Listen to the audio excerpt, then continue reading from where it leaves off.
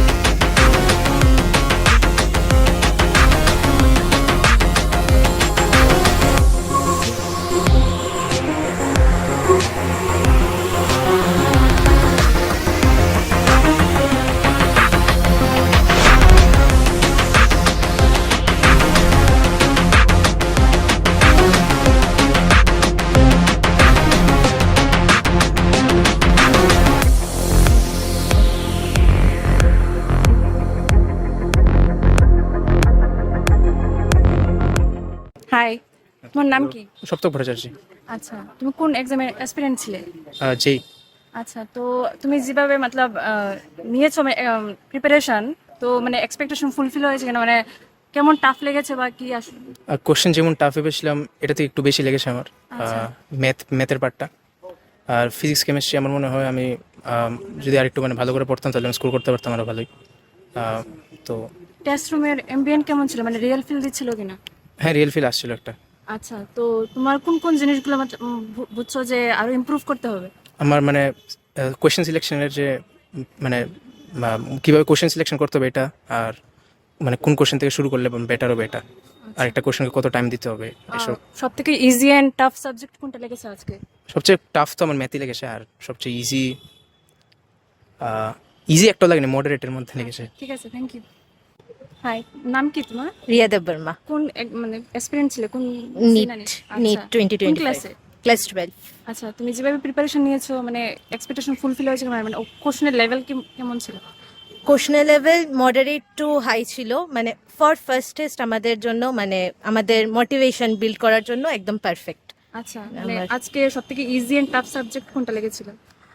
For me easy biology লেগেছে, আর as a NEET student always আমার একটু ফিজিক্সটা আমার টাফ লেগেছে, বাট কোশ্চেন ভালো ছিল। কি কি ইমপ্রুভ করতে হবে তোমার, মানে কি লাগছে?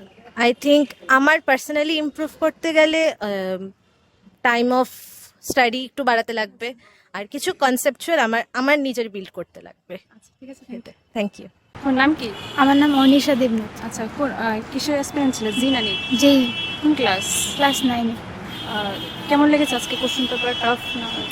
আমি তো ক্লাস 9-এ পড়ি, আমার তো যা যা আজকে সিলেবাসে ছিল আমার তো সব হয়নি, মানে কিন্তু যেগুলি হয়েছে এগুলি খুব স্ট্যান্ডার্ড লেগেছে কোয়েশ্চেনগুলো। আর মানে আর আমাকে আরও যেটা ইমপ্রুভ করতে হবে সেটা হচ্ছে আমাকে আরও বেশি কোয়েশ্চেন প্র্যাকটিস করতে হবে, আরও বেশি কনসেপচুয়ালি স্ট্রং হতে হবে। পিওয়াইকিউ আরো হ্যাঁ, practice করতে টিওয়াইকিউ হবে। আরও প্র্যাকটিস করতে হবে। ঠিক আছে, থ্যাংক ইউ। তোমার নাম কি? রামজয় সাহা, আচ্ছা, তো তুমি কোন জি না নেটের এক্সপিরিয়েন্স? জেডাবল এসপিরেন্ট, আচ্ছা, কোন ক্লাস? ক্লাস 11। আচ্ছা, তুমি যে মানে যেভাবে প্রিপারেশন করেছিল মানে এগুলি রিলেভেন্সি কেমন ছিল, মানে টাফ বা মডারেট বা কেমন?